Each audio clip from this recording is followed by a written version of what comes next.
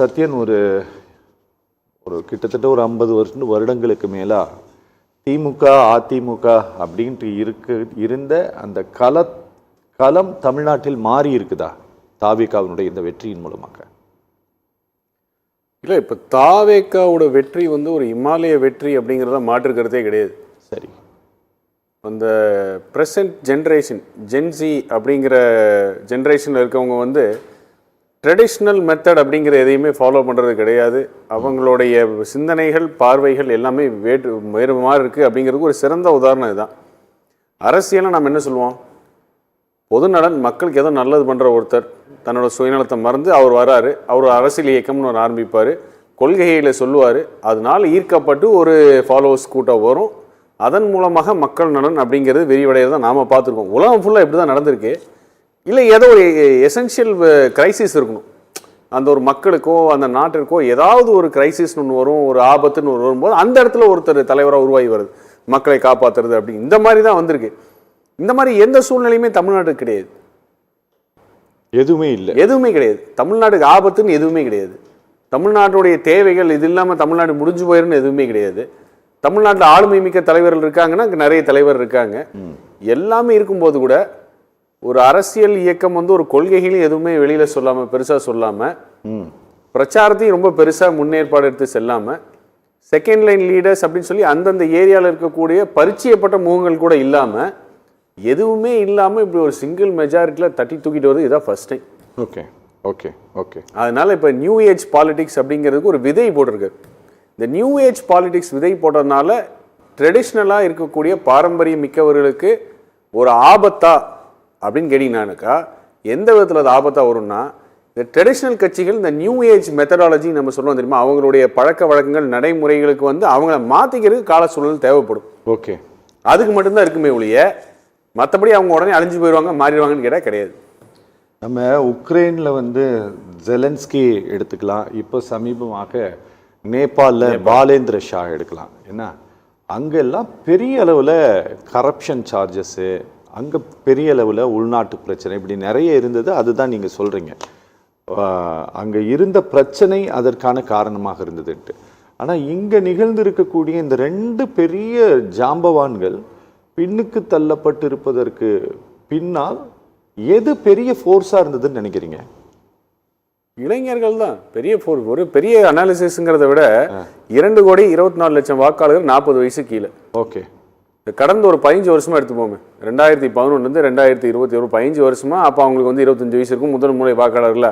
இந்த 2,24,00,000 வாக்காளர்கள் 30 வயசு கீழே இருக்கிறவங்க வந்து ஒரு 1.25 கோடி பேர்.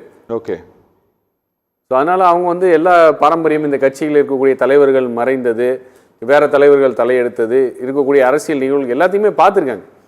இப்போ இந்த நியூ ஏஜ் அப்படிங்கிற அவங்களோட ஆஸ்பிரேஷன் லெவலில் இப்போ நான் உண்மையை சொல்லணும்னா, நாங்கள் தோற்றது வந்து விஜய்கிட்ட கிடையாது, திமுகவும் அதிமுகவும் தோற்றது வந்து விஜய்கிட்ட கிடையாது.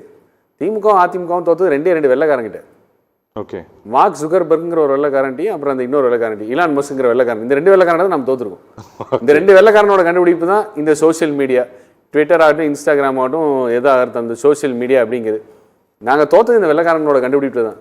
2029 பார்லிமெண்ட் எலெக்ஷன் வரும்போது கூடுதலாக இந்த எலெக்ஷனில் ஒரு 16 லட்சம் 18 வயதிலிருந்து 19 வயதுக்கு உட்பட்ட புதிய வாக்காளர்கள் ஒரு 19 லட்சம் பேர் இந்த எலெக்ஷனில் இருந்தாங்க. நீங்கள் 2019 வந்து பார்த்தீங்கன்னா அது கூடுதலாக அது 40 லட்சமாக மாறப்போகுது.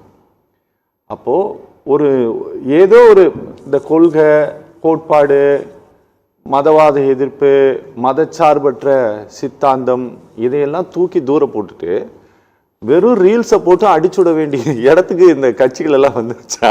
இல்லை, என்னோட அனுபவமே ரொம்ப வித்தியாசமான அனுபவமாக இருக்குது. இந்த தேர்தல் பிரச்சாரத்தில் நான் போகும்போது இந்த டிராயர் மட்டும் போட்டு சுற்றிட்டு இருப்பானு ஒரு 6 வயசு 7 வயசு பசங்க, அவனுக்கு தவாக்கான்னு நான் அவனுக்கு ஓட்டு போடுறது என்னன்னே தெரியாது.